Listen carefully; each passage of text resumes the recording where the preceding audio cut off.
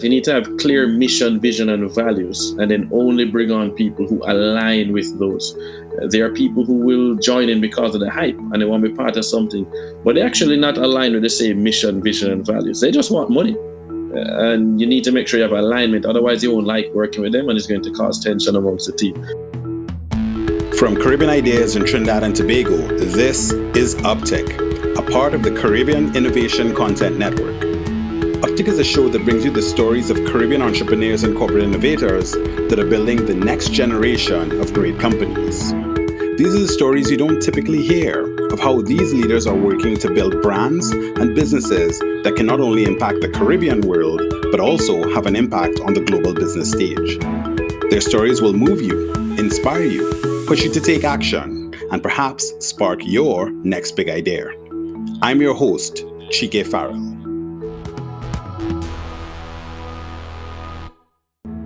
Some people look at the Caribbean and they see our vibe and our vibrancy and our potential. Some look at the Caribbean and they see our inefficiency and the things that we don't do or the things we could be doing better. And some people look at the Caribbean and they see more than just an opportunity for themselves. They see a path to connecting the best of the Caribbean to the world. Now that's the type of higher order purpose that I really connect to personally, and today's guest really does so as well. David Mullings of Mahoe Capital is a Jamaican entrepreneur who is blazing a unique path by embracing being one of those people who can build a bridge between the Caribbean and the world. As a founder of Mahoe, he's taking a unique and aggressively audacious approach to connecting Caribbean businesses to the US and wider international capital markets. He's taking private equity where many have tried, but few have succeeded. But what's really cool about that is that he's doing it all while living in service of a wider purpose, to be a positive role model and representative of the Caribbean on a global level. And fundamentally, telling stories like this one is what the Uptick podcast is all about. Now that's why I'm thrilled to kick off season 2 of the Uptick podcast, where we feature Caribbean innovators and their stories by introducing you to the story of David Mullings, a story that I believe will inspire and educate. But perhaps most exciting of all, like so many of the stories of the innovators and leaders that we feature on Uptick, his is a story that is very much being written as we speak. Let's hear more from David. All right, so this is Uptick Season 2. Very excited to be here today. I'm your host, Chike Farrell.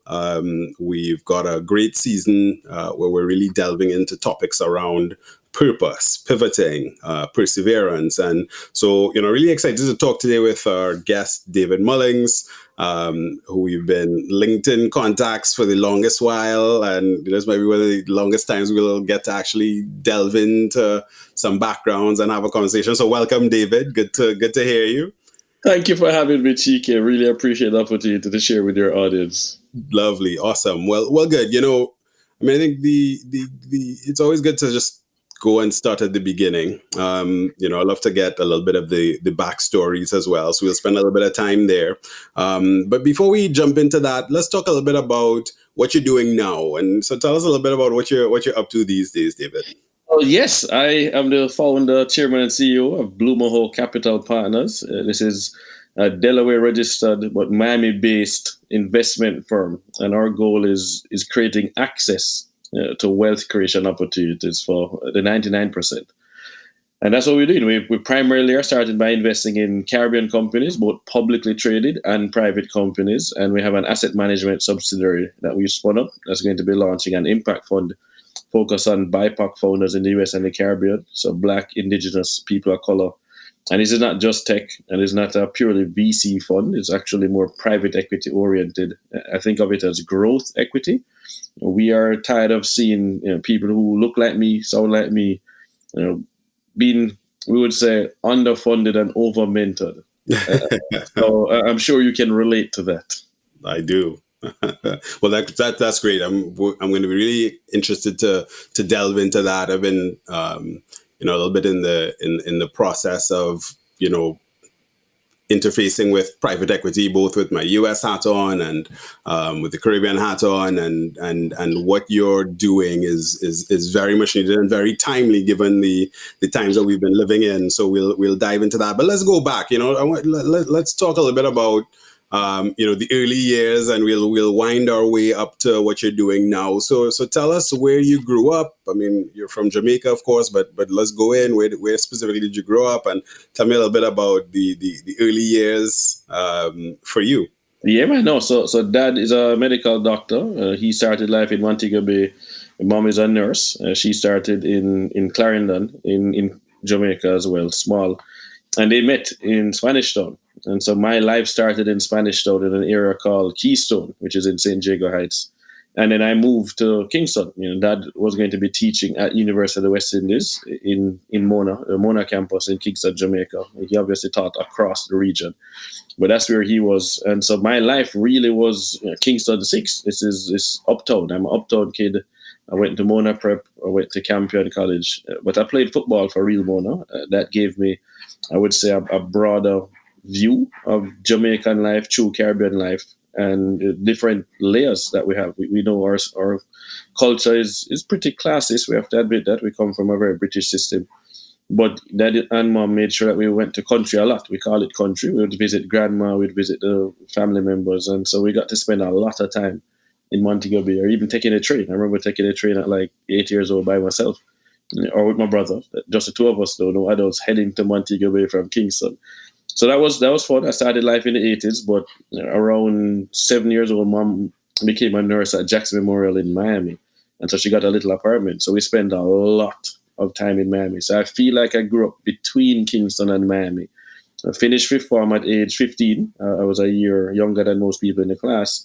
And so I went straight to college in the United States. Obviously, I could go to college in Florida. And so I started at Broad Community College. I wanted to understand the US system. So I started at 15.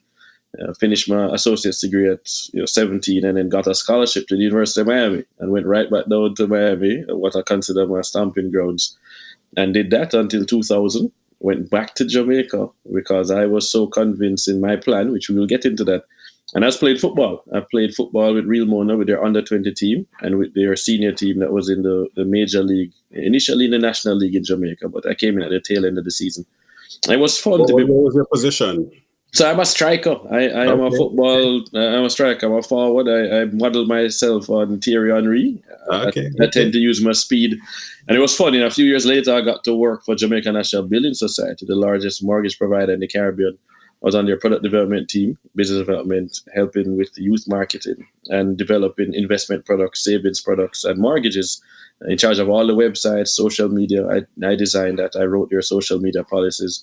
But I also played for the Jane Business House team in the Kingston and St. Andrew Football Association. Full thing. I mean, these guys had some serious players. It was fun. I was the leading goal scorer that year in Jamaica. This was 07. I also got to the rally driving. I was a rally driver for a year and a half in Jamaica, and we placed first for the season with a front-wheel drive car. This is naturally aspirated to a little starlet. So I've had a wide range of life. I just turned 40, so you would wonder how I managed to squeeze in all of this. But life really was between Kingston, Jamaica, and Miami, Florida. That is where the core is. I went back and did my MBA in 2001 at the University of Miami, and this is the age of 20. I went back up, and so I graduated at 22 with my MBA, and my brother and I are the two youngest. He was actually there with me with MBA, he's a year younger, and so we were two of the youngest Black legacy graduates from University of Miami, because my dad had done his master's in public health at UM as well. And so that's where life has been, and I keep moving back, right? In 2005, I moved back to Jamaica again and worked for a year and a half, came back to the States, working in a private equity firm, and then went back to Jamaica again to do some consulting with Jamaica National. So I feel like I have one foot there in the Caribbean and one foot here in the US. We still have the house there, still have the car.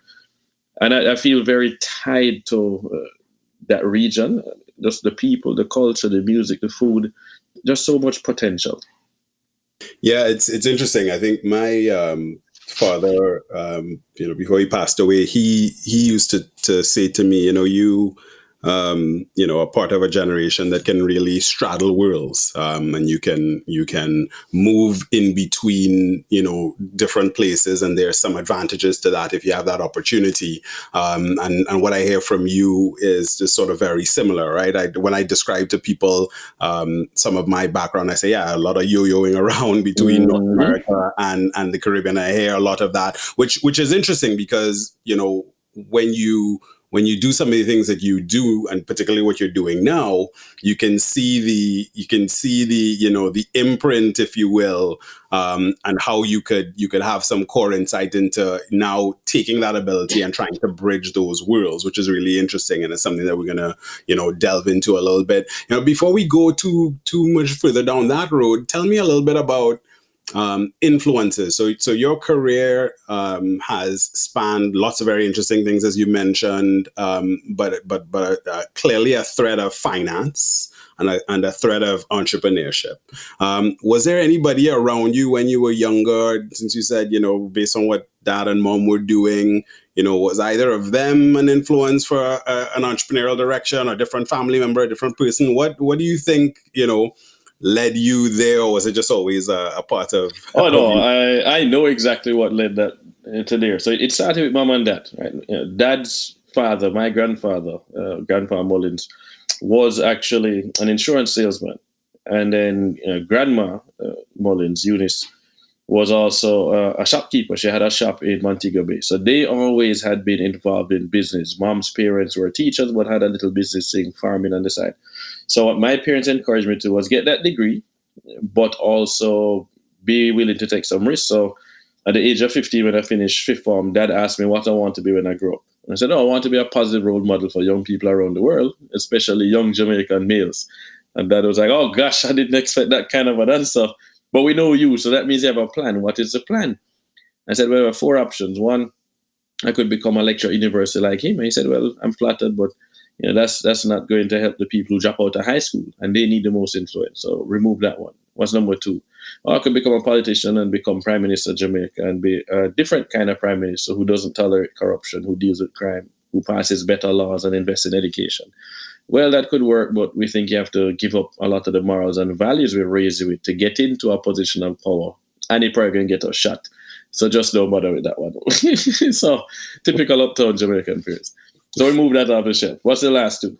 I could become a star footballer and use that for good, or I could become an entrepreneur who owns my own film company and music company and influence what people listen to and what they watch. And so dad said those aren't mutually exclusive. Going forward, every summer and every Christmas, you need to present a business plan where we can invest 10,000 US dollars in it, and you need to give us 5-year projections. And so at age 15, I started presenting business plans using flip charts to mom and dad. And they said no for 5 years until the first semester of the MBA program. During that time, when we launched that business, you know, we have someone I consider my god brother, right? That's not a real thing, but this young man, Richard Powell Jr., he was a year ahead of me in high school at Campion. His brother was in my year. He's a family of three. We're a family of three. My dad is his brother's godfather, Joseph, his middle brother. His dad is my brother's godfather. He's now my oldest son's godfather.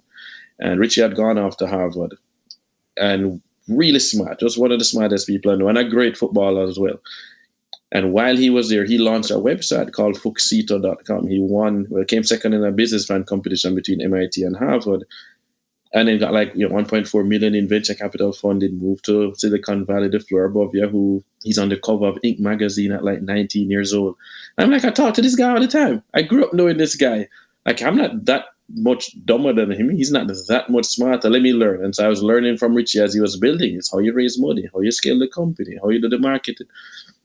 It was fascinating to watch what happened with the dot-com bubble, where they still sold it and made a good return for the investors, but it wasn't what he expected. And he moved into private equity.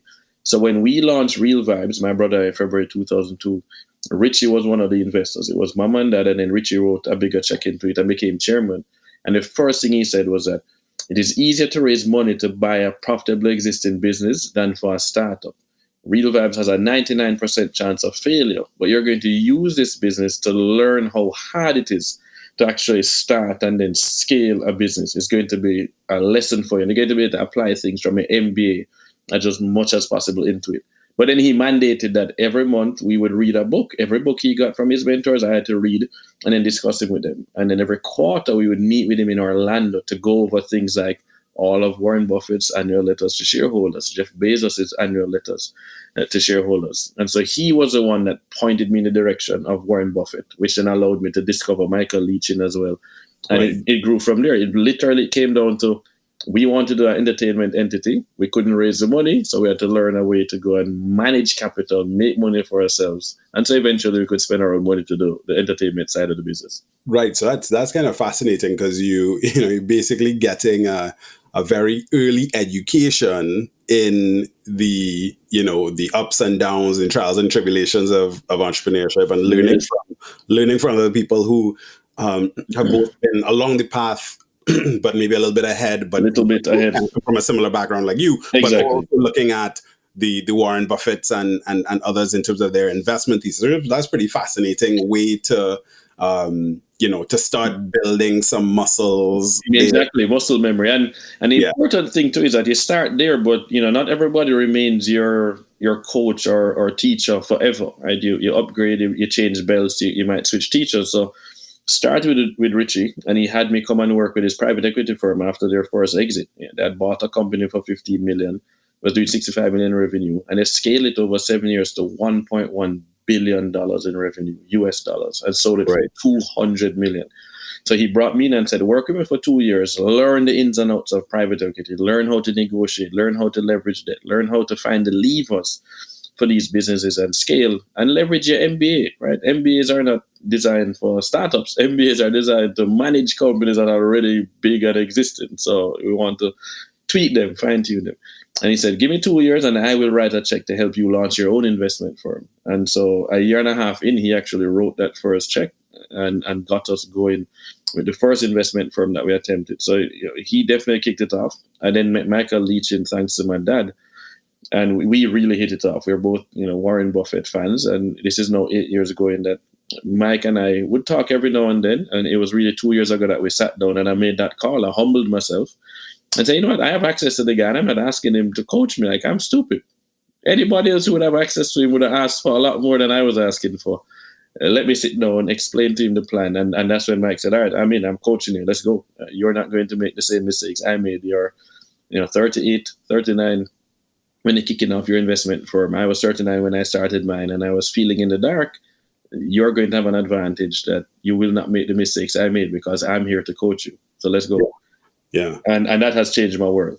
Yeah, absolutely. I mean, I saw some of the, things and the clear connection that you have with Michael, and and he's certainly, one of the Caribbean entrepreneurs that I look to, and I think many others do as, made it not just on a Caribbean scale, but I think one of the things that's really important for me, for my co-founders and our company, our actual brand or company mission is to help Caribbean people and companies become more globally competitive and influential. And so any example of someone that does it on the world stage, which I think is a major opportunity for Caribbean people, is the type of example that you want to look to. So I want to we'll talk a little bit more about that in a second, because I think there's some pieces related to purpose. But actually, we have these three themes that I really wanted to explore this season. Around purpose, pivoting, and perseverance, right?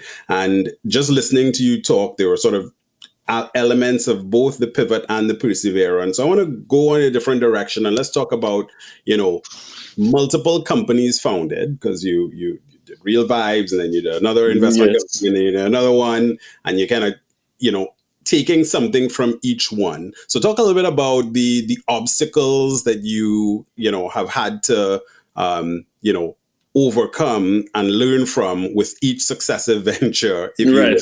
you will. And so I don't use the word pivot because I think when you pivot, it means you go away from what your original goal was. So I'm careful about that. I think, a good friend of mine, Matt McCullough, who wrote a number of books, Toilet Paper Entrepreneur and Profit First, among some others, talks about tacking. He uses sailing as the example. If you want to sail to a specific point, you can't go in a straight line. You have to tack. Most of us don't sail, so we can't relate. So I was like, Mike, you need to use something that we can relate to, like basketball. You can't just dribble straight to the hoop, man. I need to get around some people, and sometimes I even need to pass the ball. Or putting. I think most of us have played miniature golf. Imagine that you could put the ball towards the hole, but there's no penalty. There's no stroke penalty for not getting it in. So take for as long as you need, but you know where you want to go. So I've always had a true north, and that is be a positive role model. So every business we're looking at, how does this help me become a positive role model? So from an outsider's view, oh, he's doing something else, he's pivoting, he's changed. And for me, it's like, no, is this helping me be a positive role model? That's all that matters. There are different ways to accomplish the same thing, right? So that was the focus. The lessons that we've learned, though, are the number one, you cannot hang on to money, right? Don't try and be head cook and bottle washer. You should actually raise whatever capital you can and then bring on somebody to help you with things that you don't like doing. So if you don't like accounting, please just go pay the accountant, right? You probably not the lawyer. Pay the lawyer. Don't just download the thing from LegalZoom. You need to protect yourself. So don't be afraid to deploy capital in a way that it is invested to help the business. It is not an expense. It is an investment in the business. So that's number one. Don't hang on to the money. Deploy it and get help. Number two, though, is that you need to have clear mission, vision, and values, and then only bring on people who align with those. There are people who will join in because of the hype and they want to be part of something, but they're actually not aligned with the same mission, vision, and values. They just want money. And you need to make sure you have alignment. Otherwise, you won't like working with them and it's going to cause tension amongst the team. So that's number two. Mission, vision, values clearly articulated, and then only bringing people who are aligned with them. The third one, though, for me is that raise as much money as you can, as fast as you can. A lot of us like this whole bootstrap thing, man, and the bootstrap mentality. And I say, screw that. Raise as much money as you can, as soon as you can. Stop worrying about, oh, I gave up 10% of the company. Like, fine, don't give up 49. And please actually don't even give up 40 unless you're raising a chunk of money and it's the right partners, right? You want smart money. But raise capital. Being an undercapitalized business is not cool. It's not. And number four, again, give us five. Number four is that you need to make sure that you actually pay attention to your family and your friends when you're doing this startup or when you're doing this business and scaling up. I made the mistake of burning out. I ended up in a hospital 2 years ago. I nearly died, and we had to have emergency surgery, and it put me on my back for the next, I had 18 months of recovery. I was out for 6 weeks, stuck in a bed. The world didn't fall apart. But it was important to realize that, oh crap, the world didn't fall apart. I didn't have to be burning the candle at both ends. You don't need to burn the midnight oil. It's actually not good to be doing that. You need to separate that work time from that play time, that family time. I was always, I'm going to just tuck this aside and not having lunch or dinner with my parents or my brother or the friend in town or my wife, because I'm building this thing. And when it works, I will make up for all of it. Guys, I'm doing this. Yeah, I'll have all the time in the world. I'm doing this for you guys. And that just say, you're not doing it for us, You actually did it for yourself, and your little ego is for you. You have to admit that we benefit from it, but you're doing it for you and you alone, and you're dropping the ball. And I never forgot when I said to Dad, I'm not dropping the ball. They're little glass balls. I know they're delicate. What I'm doing is putting them on the shelf and just tucking them away, and I'll play with them when I have time. But this is what matters right now. And Dad said, when you tuck away something in the corner, you can collect dust, and will never be as shiny as before. Be careful what you are tucking away. And so we don't talk about work-life balance in our family. What Dad said to me is that, family needs to be the center and everything revolves around it. So it's like the sun with the planets revolving around it. And this was important to me because I wasn't home as much, right? I actually moved to Germany for 3 months when we had a 7-month-old baby. And that's the third child. So my wife had the 2 young kids and then a toddler and a baby. And I was off to Germany for 3 months to go and be in a program. And so, 2 weeks in, she literally just said, all right, the first week was working. The second week is tough. So, it's either you come back on a flight or you just send the divorce papers and we can just deal with this. So I was on a flight the next day. I didn't care. I was on the flight, and then every month I'd fly back and forth between Berlin and Orlando, Florida, because I realized I needed to try and at least save this. This was entirely my fault.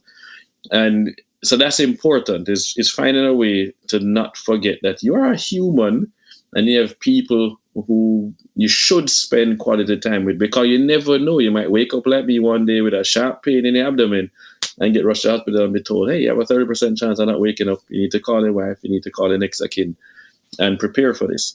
And I was like, crap, what regrets did I have? I regretted not spending more time with my family and friends. I didn't regret not spending more time in the office or programming. So that's number 4. And then number 5, and most important, is to develop the mental toughness to accept a no.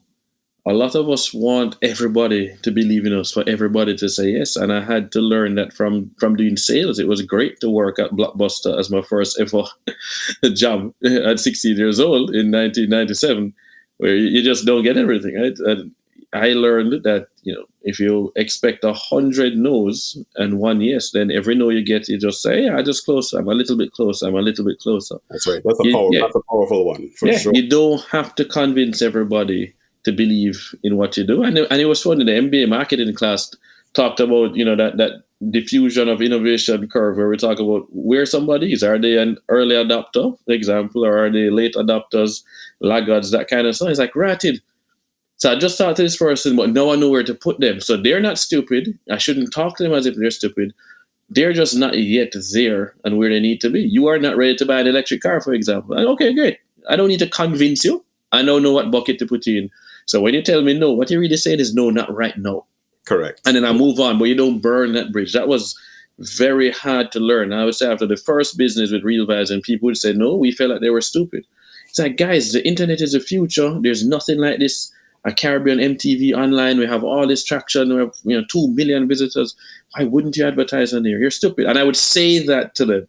And nobody likes being told they're an idiot. Right. And so we had to learn not to be like a Steve Jobs type, person. It's like, it's like, all right, guys, we'll come back to you when you are ready. We'll keep you posted on how things are going, though. So yeah, don't worry about the no's. Each no is one more step closer to a yes. But please, please, please don't tell people that they're stupid because they don't believe in you right now. Yeah, that's powerful. I want to dive into, one aspect or a couple of the things that you said there. One of the things that you talked about is people.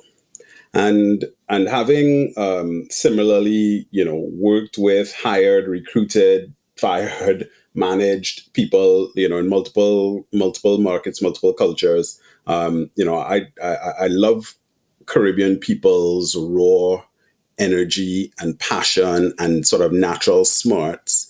But there are sometimes, some extra challenges maybe with managing and motivating and kind of creating shared culture. And you kind of scratched at that a little bit when you talked about bringing people on, getting them engaged in the mission. So give me a specific example of, things that you had to learn along the way to kind of create that gelling and identifying who should be in and who should not be in. So the first thing I had to learn was that not everybody who is a fast talker and claims to have relationships is a good fit for your business. Right. So that was a personal example where they wouldn't even listen. They wouldn't read the books we asked them to read about private equity. They didn't want to learn more. All they wanted to do was make 2 introductions and then sit there, provide no additional value, but then collect 5% or 10% or one third of the company. So that was firsthand, right? It's the same way that somebody say, yeah, man, I want to join a football team. It looked like I was a winning football team, but they've never played football in their life and they don't want to learn. Mm-hmm. So that was very hard to learn firsthand, where I try to see the good in everyone. I am a firm believer in Toyota's approach, where Toyota basically doesn't find anybody. They find another role for you in the company. Versus the United States, it's like, no, you get chopped, just done, one time. Yeah, we need to follow more of the US model. It can be a bit harsh, but provided you give them the training and the proper resources. But they have to have the right attitude. And too many people don't have the right attitude in that they're not coachable, right? And especially if you're in similar age groups, or similar backgrounds, they think they're you, and they don't want to recognize your strengths, your capabilities, acknowledge their strengths and their weaknesses, and say, cool, I'm going to focus on this part, and I'm going to get better. So that was a very hard one for me to learn, because it costs us a lot of heartache. It costs friendships, it costs money. There's still animosity in some cases on their part. I don't hold anything against anybody. I don't care. You're just not in my life. I don't deal with it, but I don't wish you ill. I would like to see you succeed at your dream. I hope that you will mature as a person. I used to hate that word growing up, but I realized that's actually a real thing. So that was very hard for us to. It was hard for me to stomach, I'd say. My brother was pretty easily like, nah. So my problem is that I see myself in a lot of people, that energy, the ability to excel and I always want to be a coach. Right? If my wife jokes that we go anywhere, if we go beach and somebody have a ball, I'm going to go start kick the ball. And I remember, for example, we went to one of our church beach baptisms, right? And the family's on the grass. I brought a football to kick with our 8-year-old. So I'm kicking the ball with him. And some other kids come over to join though, because the parents were impressed. They're like, "Are you a coach? Do you coach kids?" I was like, "No, why?" "Oh, because you're showing them how to kick. You're just so amazing with the children." I was like, "Oh, well, I used to play professionally, so, just showing this." And so they end up having like 5 children in a circle. And I'm not having them just kick a ball. Like, I'm explaining to them how, exactly, explaining to them how to control the ball, how to kick properly, where to point the other foot. And these parents were amazed. They're like, "Oh, you should start this." That's what I end up doing with my teammates. Like, I expect to have staff that come on, and when I know something they don't know, I want the chance to coach them. But somebody has to see you as a coach first for them to even listen to you. And I didn't realize that. I thought everybody would want to listen to me because all these strangers want to listen to me. And then at the same time, I want them to coach me on some of the stuff I find interesting that I don't know. And I have people who are shocked that I want to be coached by them. I was like, "Guys, I'm not like a genius, I'm not Einstein. Like, there's stuff I don't know. So show me." I want. One of the things that, kind of building on that, one of the things that I found, and in the, in this phase of my kind of career and entrepreneurial journey, and it's kind of funny that you talked about some of the learning. I think that now, we are not, we're not as old or mature, let's just say, but we're not as, young and spring chickens either. And so, so there's some lessons of experience, and my co-founder, brother, and I joke around sometimes about, the 40-year-old approach that we have to things and how it was different from the 51-year-old approach that we had to things. And there really is something to that. But I think one of the things that I found, and kind of building on what you said, is really that in our more recent incarnations, we focused a lot more on aligning on a purpose, right? Yes. And really, continually repeating it, never stopping, and giving people more of a chance or an opportunity to self-select in or self-select out, which you kind of alluded to earlier on. So how do you now, at this stage, how do you find yourself doing more or a better job? What things have you evolved in terms of how you kind of communicate and get people bought into that? I love it. That's such an important question, because so 2 things that we've learned over the last 2 years, right? We now have 7 people on the team in Mahoe Capital full time, and another 5 as consultants. And we meet every Monday morning. And the most important thing I realized was that, coming from a competitive background, I mean, I played sports, right? I swam for high school, I played basketball, and I played football in the 2nd and 3rd division in Jamaica. I always compared things to professional football. And I said, "Hey, guys, I am trying to build a Real Madrid or a PSG, which means I'm going to raise a ton of money and then hire the best people. And if you're not an A-plus player, you're going to get benched, or you might even get sold. So you need to buckle up." And I realized that, well, first of all, they want to learn from me. They came from outside of private equity and investing. They don't have the experience I have. I shouldn't expect them to have the same knowledge yet. It's going to take at least a year for them to be a sponge. And I'm not coaching them. I'm coaching all these outsiders who want me to mentor them. Let me give the same energy to my own team that I give to outsiders. So that was number 1. I need to be willing to coach them and provide the resources they request to do their job well. Tell them, "Here's what I expect of you," and then ask, "What do you need from me?" And if I don't give it to them, it's my fault. I had to learn to humble myself and admit fault quicker and say, "You know what? I am the coach, and I put a goalkeeper as a striker to go score a goal. I cannot complain that the goalkeeper is not scoring. It's my fault. My team has loved that. Right, man, we've never had a boss, right? Somebody in charge, a manager that is willing to admit fault so quickly. And that's great. That's powerful. Yeah. That's a really big one. Yeah, man, that was big. Yeah, and that took me 15 years to get to that point. So that was a big one. The second one, though, is making sure that they have the freedom to fail. So I keep telling within my team, especially our chief marketing officer who starts on February 1, I kept saying to her when she said, "Oh, I'm not sure if it's going to work." And I say, "I know that. That's why you need to try it." Right? And I told her, start thinking of CEO as chief experimentation officer. That's what I am. I want to experiment. I want to test and iterate. Test it though. Don't tell me you don't think you're going to work. We do not know the answer unless we try it. So let's now have this scientific method approach of experimenting. Come up with a hypothesis and then test the last thing. But test. So that's hard to get people who have worked in the corporate world where they beat you down and say, don't do it. Yeah, they say, no, do it first.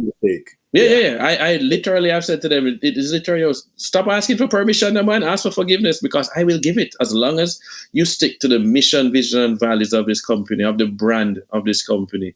You are allowed to try things. Just stay within. We know what our values are. Stay within that, but try it. Stop asking me for permission, man. Stop bugging me, actually. Stop it. Go do it. So they're slowly getting there now, and they're blown away that I'm not a micromanager. And I say, no, but I put you in that position because you're good for that position. And what I just said to them now is that we need to start thinking that we don't care about being Real Madrid or Manchester City or PSG who buy a bunch of players. We need to think like Leicester City. We're going to have the most committed team with whatever budget we have, B players, C players, some A players, who will work together and we'll beat the $100 million and the $200 million teams and we can win a championship. Mm-hmm. And that has transformed the way the team thinks of themselves, and that was amazing. So those things shifted, but it took so long. I mean, it took a failed investment firm and Real Vibes failing, and we tested some stuff with ebooks, and working in corporate world to realize, here are the jobs I didn't like, here are the bosses I didn't like, here's what they did. Okay, let me make sure I don't do those things. Right, write it down. Don't do those things. Just start with that, and they're going to love you. Yeah. So you mentioned that kind of for you, you've had a guiding North Star being a positive role model. And then, you have a business now with Blue Mahoe that is oriented partially against that, but also against a larger, I would say, I interpret as a little bit larger mission as well to, as we talked about earlier on, you're spanning worlds and you're being a bridge, you're being a connector. So talk a little bit about the core insight behind this business, that there's capital over here and people over here and young or other or not young, different people in the Caribbean doing interesting things, and that they needed to be a better bridge. How did you get to that? Well, so the vision is actually bigger than the Caribbean. We start with the Caribbean because that's what I'm familiar with, and we had a good story in Jamaica and what had happened during their IMF program. So the core for me started with the idea that the 99% don't invest like the 1%. We just start with that. We're not taught financial literacy in school. We're not taught with investing about how to invest. So how can we help with wealth creation? Wealth creation is different from wealth preservation. It's two different kinds of investing. I had access to that knowledge, and I wanted to find a way to share that. But instead of everybody now having to become an expert investor, I think it's better to build a vehicle to manage that money for people, right? The same way that you don't ask your barber for legal advice, you don't ask your accountant for investing advice. You go to the expert. So how can you be the wealth creation expert? And then let's now focus on a niche. You need to pick a group of people. So we want to focus on the African diaspora, people who look like me, sound like me, especially immigrants. We have our own problems to solve in the developing world, and most of those problems are similar. Latin America, the Caribbean, Sub-Saharan Africa, Southeast Asia, it's the same problems. We have depended too much on white Americans and white Canadians and white British people to solve those problems for us, and it's very expensive price points. And I was reminded about that in our MBA when it talks about GE wanting to launch a device, and they had a team design it in the US to launch in India, and it didn't sell. It's an MRI machine. It was too expensive. And so they had the Indian team and said, no, go and design something. And boom, it sold like crazy because it was designed by people who understood their culture and understood the problem properly.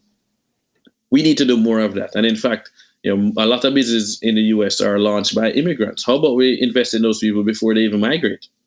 The United States does not have a monopoly or exclusive rights to the smartest people. In fact, they're all over the world. And the world population is obviously not majority US. It's a majority developing country. So let us actually invest in there.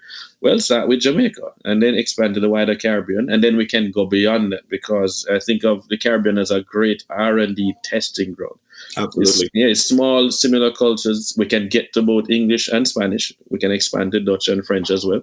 But it allows us to reach out to government really easily. We don't have as much red tape as trying to do something in the United States with federal and then You have the different levels of government, state, and then county, and then city. So I want to be able to rapidly prototype things, even business ideas, find them, and then we can scale them into other markets. So that was a vision, and that's how we started. Give the 99% access to the same wealth creation opportunities as the 1%, and do it in a way that was transparent, that had good governance, and then that was innovative. What could we use today that didn't exist 10 years ago, 20 years, 30 years? Well, social media is one of them, right? The internet changed the game. Legal rules have changed. You have regulation, crowdfunding. We have the Jobs Act. We have all these things, the Jamaica Junior Stock Exchange. How could we become a leader in that and help push people that way? And it so happens that because I'm Jamaican, I then get to showcase the Caribbean region even more and shine a spotlight on a region that's overlooked, right? If the Caribbean, in my opinion, wasn't doing well, then we wouldn't invest there first. I would have to go somewhere else. It just so happened the Caribbean was great, and I'm from the Caribbean. I've maintained the relationships, and nobody's doing it. So now, blue ocean strategy. I love that. This is great. I have no competition coming out of the US. It's great. I love this kind of thing. But that also means that you're a pioneer in some ways, right? And I've been told that you can tell the pioneers by the ones who have the arrows in their backs. And so we've picked up a lot of arrows in the past with the past businesses, but I felt those were all training.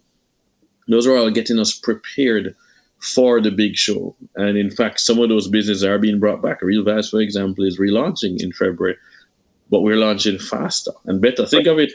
Actually, I was watching a video the other day because I wanted to try and pull the theme song to do like an Instagram reel. And it's the $6 million man, right? The guy that's bionic. He's a soldier, but he gets injured, and they bring him back better and faster. And that's what we're going to do now. Yeah, that's great. So in this latest incarnation, give me an example of something that you're really proud of over the last couple of years that you've been able to achieve along the journey, and then give me an example of something that you're like, okay, we had this initial insight and way of approaching it, and we've shifted or tacked. It's funny you mentioned that because I'm going to play this for my team in the Caribbean because I use the sailing analogy a lot. I like to use analogies that I don't do, like sailing. So I feel you on that one. But give me an example. Something that's gone really, really well, and something that didn't go as well as originally planned, but you've been able to adapt to it. So I start with the one that went well, and I'm going to use the most recent one. We decided that we needed to showcase the Caribbean is open for business, starting with Jamaica. I needed them to see the Caribbean through my eyes. I was tired of talking, right? Show, don't tell. And so we had brought on Carol Beckford, former film commissioner in Jamaica. I used to work in marketing and business development for West Indies Cricket. I said, we need to develop some sort of video series where we're going to fly to these islands and spend like a week. And so we ended up getting a YouTuber to come with us, Jibril from Passport Heavy. And we pulled that together in 10 days and sponsored by Jamaica Tourist Board, Adam Stewart's Enterprise Rent-A-Car, AC Hotel. We got Ocean Resorts in Trelawney. The response that has been coming back so far, Tourist Board, all these Jamaicans saying that Jamaica has never been marketed this way. This is awesome. We have a whole 4 episodes coming out. I've seen the first episode already. That has just been amazing for me, and it worked exactly as I had imagined. Let us showcase these islands differently. It's not just sun, sea, and sand. There's so much more to them. I just do, even for the little budget that we had, I don't know. I keep saying to people that, we say in the Caribbean, we say, you give somebody a basket to carry water. I didn't even give Carol a basket. She had to weave the basket herself. Right. So that's one that went well.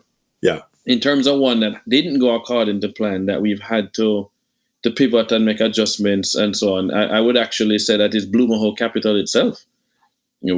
I designed this to raise money within a certain amount of time and to raise a certain amount of money. We brought in an investment bank that made certain commitments, and we have blown past their expectations. I expected to have raised that few $1 million by then because we wanted to go public. I wanted to be public already. We should have gone public in 2020. I was on Bloomberg in February 2020. Of course, COVID happened. So I get it. Like, I didn't plan for that one, but COVID alone wasn't the reason for that. We now have had to learn what else was the hold up. It wasn't always us.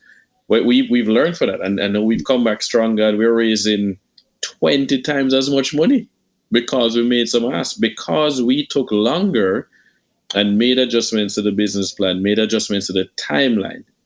And of course, because of COVID, you got to see how resilient some of these companies were, and others that weren't. We made adjustments to what our portfolio was. Of course. So we are poised for a rebound. Oh gosh, the timing actually works out. So it was important to pause. And in fact, we've now learned a lesson that it is easier to raise $100 million than raise $1 million. It's just people take it more seriously when you're asking for larger pools of capital. Some people came to us and they were like, yeah, you want to raise X, but can you take 15 million instead? I was like, yeah, I know what to do with $1 billion. I know how to allocate it. Oh, great. Would you take 15 million? I was like, yeah, I'm not stupid. I didn't think to ask for that though, right? We especially in the Caribbean, I feel, are taught to be humble, but that word is misconstrued what humility means, right? You're saying Bolt when he beats his chest when crossing the line. It's not that he's not being humble. The man knows same win and he's amazing and you're probably not going to beat his record. You can't ask Messi or Cristiano Ronaldo to be humble as football players. They're amazing and they know that they're some of the best ever. They know their talent, they know their skills. There's a difference about admitting that you're good and then boasting that you're good, right? We tend to confuse the two in the Caribbean. And so what happens is that it causes us to have this denial of self and our abilities, right? We play down our abilities. We start to question our self-worth. And should I be able to do this? Or, I shouldn't even ask for it. I don't deserve it. I shouldn't talk about it. I have had some success, but let me not talk about it. And that's how you inspire more people, though. And so I had to learn now that, in fact, when you talk about what you're doing, and when you talk about the successes, more people show up, more people get inspired, and you build a tribe versus we were having problems because we weren't talking about things. And it wasn't because I didn't want to talk. It was because I thought we're not supposed to talk about it. I don't want nobody to feel that I'm boasting. Of course. And as you've been dealing with and showcasing and trying to identify these entrepreneurs and these companies that are doing interesting things and that could benefit from more capital and acceleration, for our listeners, what are some of the common traits that you found in the best ones, the A players, the A teams? What are you seeing that's kind of consistently there across multiple? Yeah, man. So number one is a yearning for knowledge. They want to learn, and they want to learn about multiple disciplines, and don't just stay in their lane. They're not trying to become experts at everything, right? And jack of all trades, but they at least want to have a basic understanding. They're reading. They're willing to go and read, listen to podcasts, go and check out articles. That's number one. Hungry for knowledge. Number two is that they're team players. So even if something is not in their job description, they will pitch in and help. Right, that's just very important. You might not understand that. You weren't assigned it, but we need help right now, so I'm going to jump in and help. So that's number two, true team players. Number three is that they are able to articulate their strengths and their weaknesses honestly, right? Critical self-assessment is very hard. Most of us don't like to stop and look at ourselves and really admit what our weaknesses are or what mistakes we've made. When you can do that without any emotion attached to it, you become unstoppable because you're going to zero in on those weaknesses and start turning them into strengths as well. Most people will never do that. Their ego's too fragile. So, being able to do that is an important one for me. Right. And then, sorry. Go ahead. Or was there another one? And I would say that the last one for me is empathy.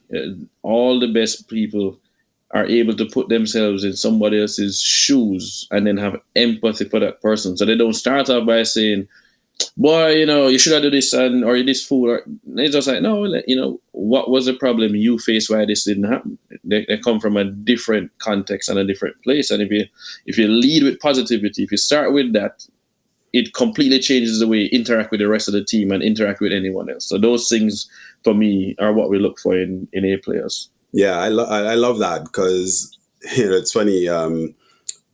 One of the hardest things that I've found from when we kind of talked about embedding values and culture in Caribbean ideas has been this idea that yes, your kind of core traits that you're looking for, like inventiveness and drive for results and agility, but we've always wanted to try to get people to balance empathy and being straightforward, and those two things, they actually they work in a very particularly powerful way if you can get them working together. I can, as you said, I can be honest and I can be upfront, but I can also stop and step back and put myself in your shoes and maybe deliver and tailor my message accordingly, as opposed to either the classic and Chini, we say, well, I tell you what I tell you, and you just man, or you want take it. Yeah, man. Deal, Yep.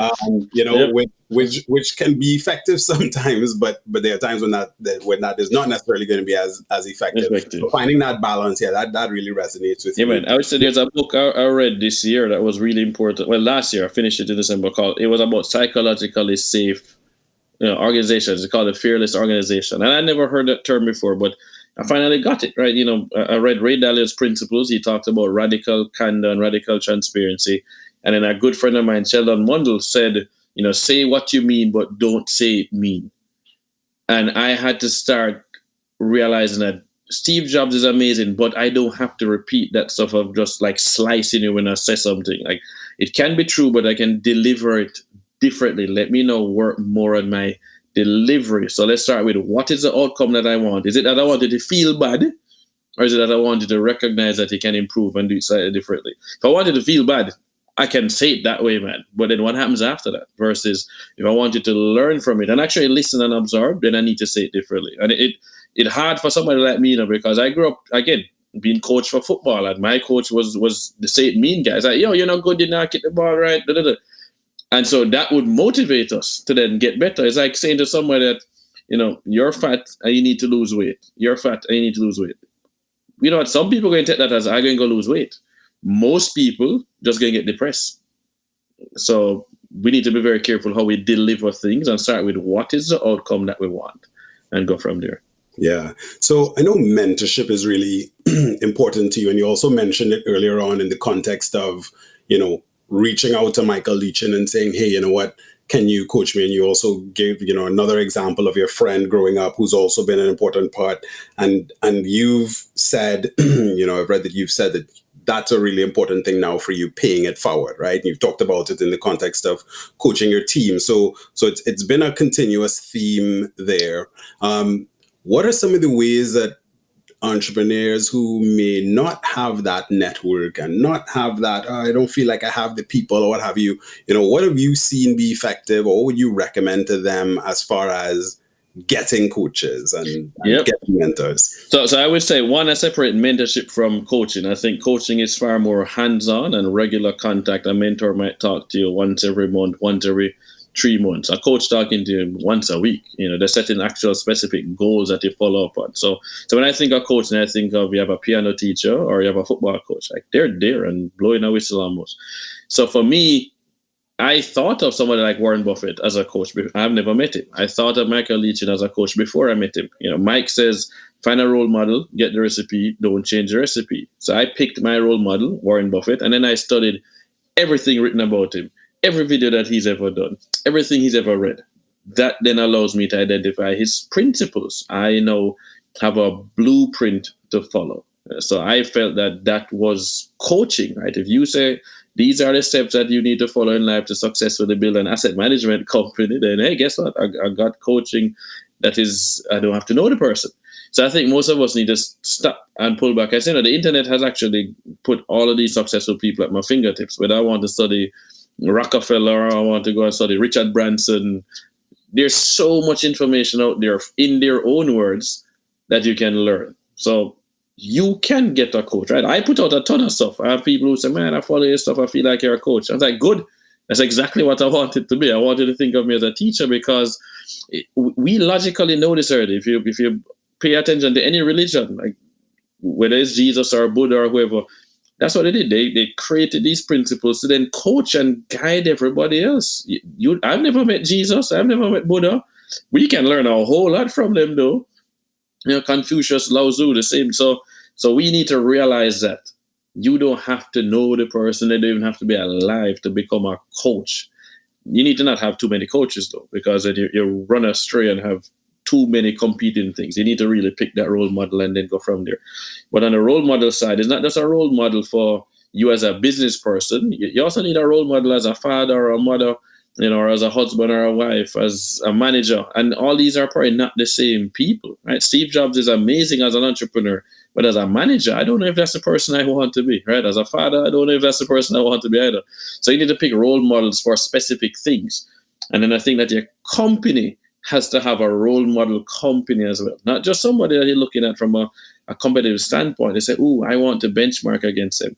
I also need a role model company. Do I want to have a culture like Zappos or a culture like Disney, or do find a role model company as well for your business and then leverage that? I think role models are crucial to outsize success. You can have success without role models, without coaches, without mentors. It might not be repeatable though, and you're definitely not going to have outsized success. Yeah, no, absolutely. So as we wrap, I want you to maybe share, what's next, what's kind of immediately ahead for you, in 2021. Here we are, year 2 of the pandemic. Hopefully, we can get it behind us, but there's still lots to do. Lots we've learned. We've now had multiple months. What's next for you? What are the key goals that you're trying to close out this year? So I have some personal goals and I have some professional goals. On the personal side, I've gotten to spend more time with my family because of COVID, and I want to keep that going. I think that was something I needed badly. I was finding every reason to travel, and I had no to be stuck at home for 9-10 months. So to see the difference it made in their lives was important to me to realize that actually I need to make more time for them. Right, the business is important, but it's not as important as spending time with these kids, because I won't get back those days, and they care. So that's number one. I want to spend more time, quality time with the family. On the professional side, we intend to have this company listed on the NASDAQ before the end of 2021. I mean, we are aiming for summer of this year, but anything can happen. But that's our goal. We are in the middle of completing our private placement. We expect to make some massive purchases and kick off our impact fund and start showing people that innovation does exist in the Caribbean. Innovation does exist amongst people of color in the United States. And that there's quality management as well. They just need a little more training and they need some guidance, but they need an opportunity. They just need a shot, a fair shot. And that is where we really want to go. We have a show that's going to be coming out following me as we scale Mahoe Capital and share how you raise money, how you manage your team, how you put in systems and processes, how we look at investing. And I'm excited to roll that out. We do this as a real now. We already lined up the distribution. We now have a featured sponsor we're in negotiations with, and that one is going to be probably the most impactful thing that we do this year, because it's going to talk about financial literacy, but from the mouth of a Black immigrant. And that is not something that most people get to see. When I'm in a room, it's usually me out of 200 people. I'm the only Black person, or one of only 2 or 3. So I think it's good to have to change the perception of what we can do. We're not just here to play basketball. You don't have to just become a football player or a track star. We can do finance. We can be entrepreneurs. We can be businesses. And also the way that we do capitalism, right? Stakeholder capitalism versus shareholder capitalism is a big debate now. I think that COVID has now reminded us that the essential workers are crucial. Labor matters. How we treat them matters. It cannot just be about putting profits into people's pockets. And we've seen a K-shaped recovery. That can't happen. That cannot continue. We will have another depression. We'll have a revolt. We'll have a French Revolution. So how can we have more inclusive growth going forward? And I want to become one of the leading voices in that space, because that's the way we invest. So that is a plan this year, is some big goals. We intend to take board seats on a few large public companies listed in Jamaica, not as activist investors, but as helpful. We think of ourselves as catalytic investors, because we want to help open more markets. And exactly what you said, global competitiveness. I am going to be one of the biggest voices to get Caribbean people to think bigger and focus on being globally competitive, because the pandemic should have just reminded everybody that, hey, we're in the 4th industrial revolution. That means remote work is a real thing. So if you can work from home, you can work from anywhere. So why are you only focused on clients in the Caribbean then? That's right. That's right. Well, listen, there's nothing really to say beyond that. That's a great way to wrap. I will say to all of the listeners out there that I really think that David is doing very important work representing, as you said, our region and immigrants and people in the diaspora. So check out Mahoe Capital, and check out David. Learn a little bit more about him and what he's doing. And I want to thank you for taking some time out of your busy schedule, and really looking forward to see what comes next. Thank you, Chike, for reaching out and for following up. I really appreciate this. Keep up the amazing work, and I look forward to meeting up in person, probably in California, when this pandemic is over. That's right. That's right. All right, man. Take care. Yeah, man. Thanks. Make sure you know the next time an episode of Uptick drops by subscribing on your favorite podcast platform. And remember, share Uptick with a friend. Now, on behalf of Caribbean Ideas, this is Chike Farrell signing off. And remember, keep on ticking up.